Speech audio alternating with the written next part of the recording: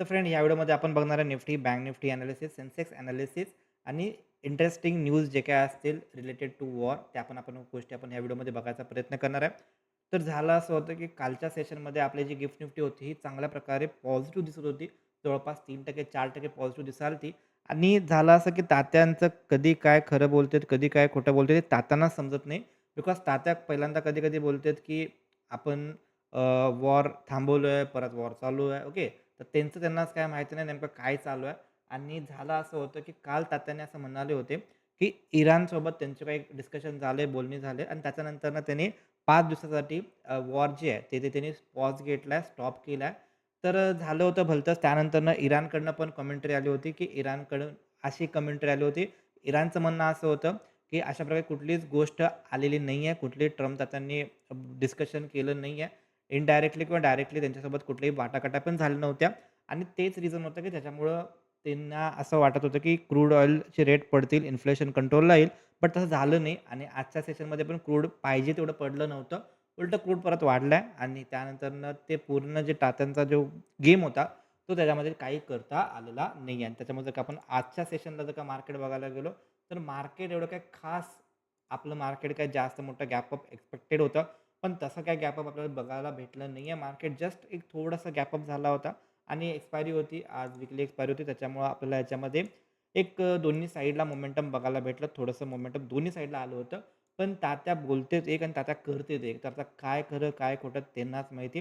तर आपल्याला जर का वॉर रिलेटेड कोणते पण अपडेट जर का पाहिजे असतील किंवा वॉर रिलेटेड ज्या पण गोष्टी पाहिजे असतील, तर इराणकडून येणं गरजेचं आहे. बिकॉज इराण एकमात्र आहे, की जे काही काय असेल ते रिॲलिटी सांगत आहे. ओके. तर कारण की तात्या प्रॉपरली मॅनिप्युलेट केल्यागत करत आहेत आणि त्याच्यामुळे त्यांचे जे पण न्यूज असतील, अपडेट असतील, त्याच्यापेक्षा जास्तीत जास्त इराण काय म्हणते, इराणकडून ज्या गोष्टी यायल्यात, तर त्यावरती आपण जास्त फोकस करू शकतोय. आता थोडक्यात आपण जर का बघायला गेलो याच्यामध्ये, की नेमकं ह्याच्यामध्ये काय-काय झालंय. ओके. जर का न्यूज बघायला गेलो, तर पाकिस्तान मध्यस्थी करायचा प्रयत्न करतंय. तर पाकिस्तान काय मध्यस्थी करणार त्यालाच माहिती. बट पाकिस्तानचं असं म्हणणं आहे, की आम्ही यूएस, इराणसोबत डिस्कशन करून वॉर थांबवायचा किंवा स्टॉप करायचा प्रयत्न करतो. आणि तात्याने काल काल क्लेम केला होता, की आमचं बोलणं झालंय, मेजर हे झालंय. ओके. 5 दिवसाचा त्यांनी पॉज घेतला होता. सगळं बरोबर ते बोलले होते. आणि त्याच्यामुळं ग्लोबल मार्केट असेल, बाकीच्या गोष्टीच्या असेल, तिथं डायरेक्शन म्हणजे एक पॉझिटिव्हिटी बघायला भेटली होती. पण झालं असं, की त्यानंतरनं लगेच इराणकडून मेसेज आला होता, की असं कुठल्याही प्रकारचं निगोशिएशन बोलणं अजिबात झालं नाहीये. यूएसकडून डायरेक्टली पण झालं नाही, इनडायरेक्टली पण झालं नाहीये.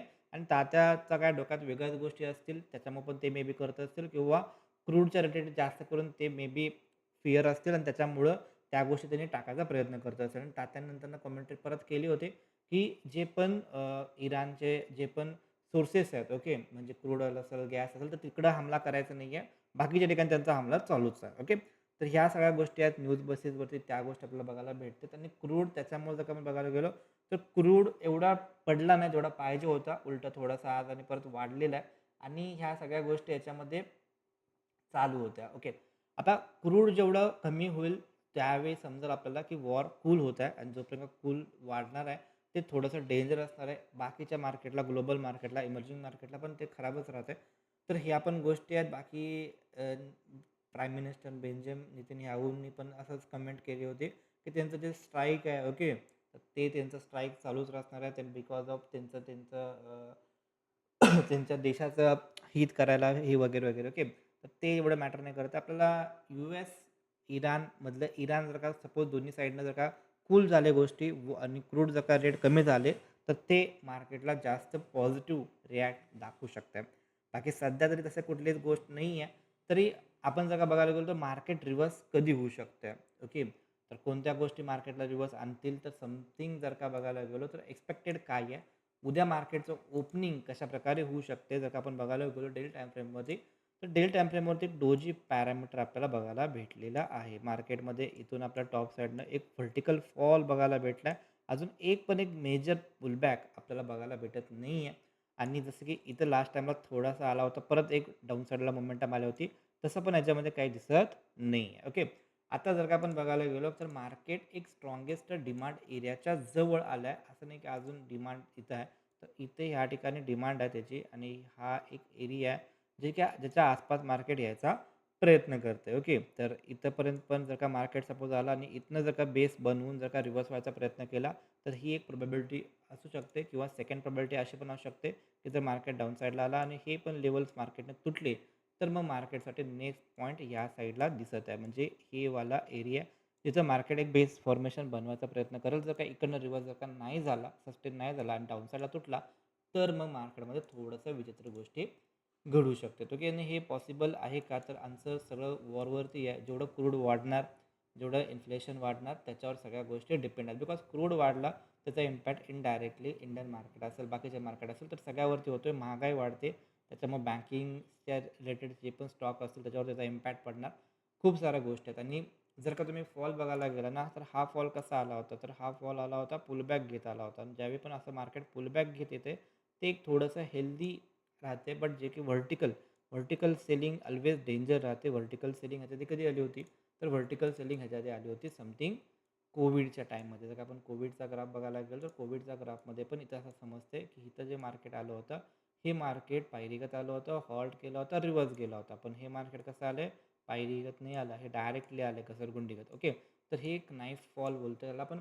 तर हे फॉल खूप डेंजर राहते आणि हा फॉलचा बेस बनणं थोडंसं मुश्किल राहते. लवकर बनण्याचे चान्सेस जरा कमी राहते. तर एक्सपेक्टेड आहे की ही नेक्स्ट डिमांड एरिया त्याच्यासाठी दिसून येत आहे.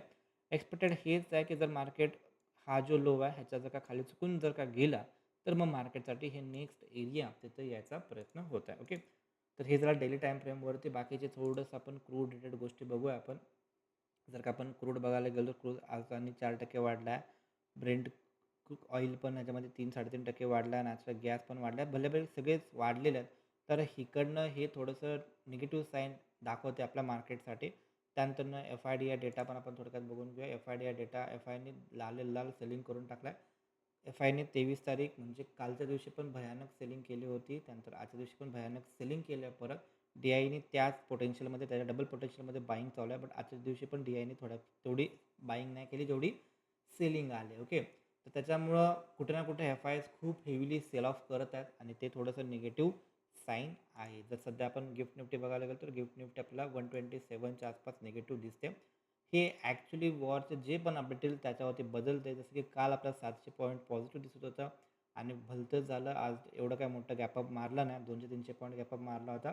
तर हे बघू आपण सकाळी मॉर्निंगला समजेल. बिकॉज वॉरमुळे काय झालं की न्यूजवरती जास्त रिॲक्ट मार्केट करते. टेक्निकल एवढं जास्त रिॲक्ट करत नाही. पण न्यूज बेसवरती जास्तीत जास्त रिॲक्ट करायचा प्रयत्न याचा चालू आहे.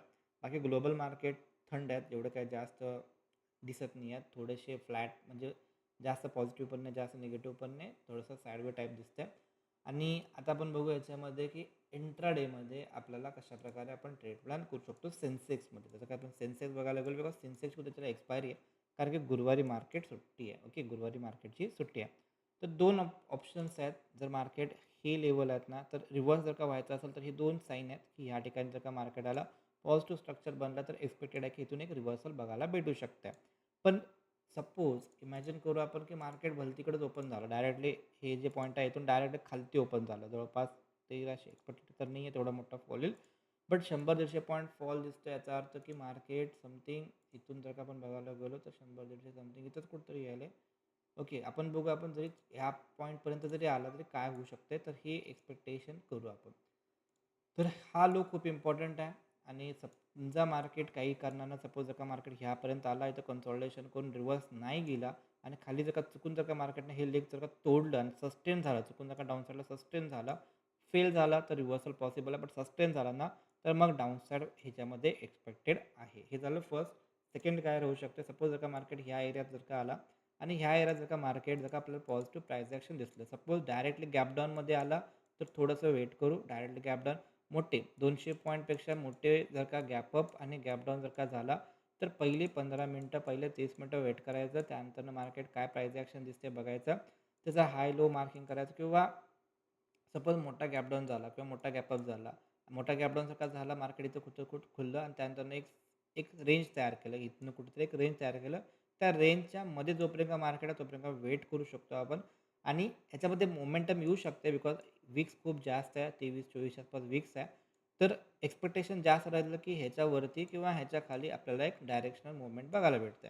बट जर का ह्याच्या खाली जर का सस्टेन राहिला तर किंवा ह्याच्यावरती जर का सस्टेन राहिला तर जर का इथं फेक झाला तर रिव्हर्स होऊ शकते, इथं फेक झालं तर रिव्हर्स जाऊ शकते आतमध्ये. तर हे झालं जसं की आजच्या दिवशी जर का बघायला गेला तर आजच्या दिवशी मार्केट इथं ओपन झालं होतं. त्यानंतरनं इथं त्याचा लो तयार झाला. ओके. तर हे पण होतं बट हे लगेच खाली आलं. ओके. लगेच खाली आलं तर त्याला थोडंसं अव्हॉइड करा. जर का इथनं रिव्हर्स झाला ते इथनं रिव्हर्स झाला निम्म्यापर्यंत ह्याच्या निम्म्यापर्यंत परत रिव्हर्स झाला तर हा हाय आणि हा लो पकडायचा आणि हे या दोघांच्या मध्ये जसं की इथं त्यानं काय केला फेक केला त्यानंतर कुठं आला डाऊनला आला किंवा इथं गॅप फिल केला आणि कुठं आला डाऊनला आला. तेवढं तर बुद्धी पाहिजे की समजा इथं जरी तुटला तरी ते टार्गेट कुठंपर्यंत येऊ शकतात कारण की हे gap filling acting as a resistance. Okay. तर त्या गोष्टी असतात. जर का तुम्हाला हे सगळ्या गोष्टी जर का फ्री ऑफ कॉस्ट जर का पाहिजे असेल शिकायचे असेल तर देन आपलं जे टेलिग्राम चॅनल आहे. ओके. तर टेलिग्राम चॅनलवरती पण मी अपडेट दिला होता. हे लेवल कुठनं आलं, हे कसं आलं, हे सगळे ह्या गोष्टी हे लेवल्स बिकॉज मार्केट दुसरीकडे उघडलं कारण की आपण जसं प्लॅनिंग केलं त्याप्रमाणे मार्केट उघडलंच नाही. दुसरीकडे मार्केट उघडलं तर त्याचे जे अपडेट असतील ते आपण टेलिग्रामला फ्री ऑफ कॉस्ट दिले होते. तर त्याप्रमाणे इथं पण एक मार्किंग केलं होतं, इथं एक सेकंड मार्किंग होतं आणि एक थर्ड मार्किंग होतं. बरोबर मार्किंग थर्ड मार्किंगपासून रिव्हर्स झालं होतं. ओके. त्यानंतर हाय लो पण याच्यामध्ये टाकला होता. फक्त जास्त डिटेलमध्ये सांगता येत नाही आहे. बट जर का तुम्हाला stock market free of cost जर का पाहिजे असेल तर आपल्याकडे तुम्हाला फ्री ऑफ कॉस्ट एक अकाउंट ओपन करावं लागेल. अकाउंट ओपन केला तर त्यानंतरनं जस्ट तुम्ही ह्या लिंकवरती क्लिक करू शकता किंवा व्हॉट्सअप करू शकता. दोन्ही हा व्हॉट्सअपचाच आहे. जर का दोन्हीपैकी व्हॉट्सअप जर का केला आणि तुमचं नाव मोबाईल नंबर जर का टाकला देन तुम्हाला हे जे पूर्ण सेशन्स आहेत फ्री ऑफ कॉस्ट भेटून जातील. ओके. तशा प्रकारे. ओके. तर थोडंसं जर का काहीच नॉलेज नसेल तर शिकलेलं कधी पण वाया जात नाही. ओके. तर हे जर का बघायला गेला तर हे प्रिव्हियस सपोर्ट होता, हा प्रिव्हियस सपोर्ट होता, हा पण प्रिव्हियस सपोर्ट होता. सपोर्ट तुटला विथ अ गॅप तर ॲक्टिंग ॲज अ रेजिस्टन्सच होणार. त्याच्यामुळं इकडं मोठे टार्गेट वरती जाईल हे अपेक्षित नव्हतं. ओके. त्याच्यामुळे नंतरने कुठं आला डाऊन साईडला आला. आता उद्याला उघडते कुठं मार्केट गॅप डाऊन ओपन होते. जर का मार्केट ह्या एरियात जर का खुलला पॉझिटिव्ह प्राईस ॲक्शन जर का दिसला पण खुलला सपोज जर का इथं कुठं खुलला आणि त्यानंतर हे जर का खाली आलं आणि त्यानंतर कुठं पॉझिटिव्ह प्राईस ॲक्शन बनलं तर रिव्हर्सल प्लॅनिंग करू शकतो. जर का डायरेक्टली खाली आलं सपोज इथं गॅप डाऊन मारला आणि जर का रिव्हर्सल दिसला तर वेट अँड वॉच केलेलं कधी पण चांगला. जर का 150 पॉईंटपेक्षा किंवा 200 पॉईंटपेक्षा मोठे गॅप अप किंवा मोठे गॅप डाऊन जर का झाले तर बऱ्यापैकी पहिले 20-30 मिनटं मी जनरली वेट करतो असते. डायरेक्टली ॲग्रेसिव्ह त्याच्यामध्ये जात नाही आहे. 2 गोष्टी आहेत. उद्याच्याला आहे एक्सपायरीच्या दिवशी होतो I V crash because Sensex जर का तुम्ही याच्यामध्ये प्रीमियम बघायला गेला तर सेन्सेक्सचे प्रीमियम अजून पण खूप महाग आहेत. ओके. तर 600-700चा ॲट द मनी आला तर हे खूप महाग आहे. आय व्ही क्रॅश होऊ शकतो आणि त्याच्यामुळं गॅप अप किंवा गॅप डाऊन जर का झाला तर आय व्ही क्रॅश एक्सपेक्टेड आहे. तर डायरेक्टली मोमेंटम ही जरी फिरला असेल तुम्हाला दिसते बट प्रीमियम जास्त फिरले पण कधी-कधी नसते.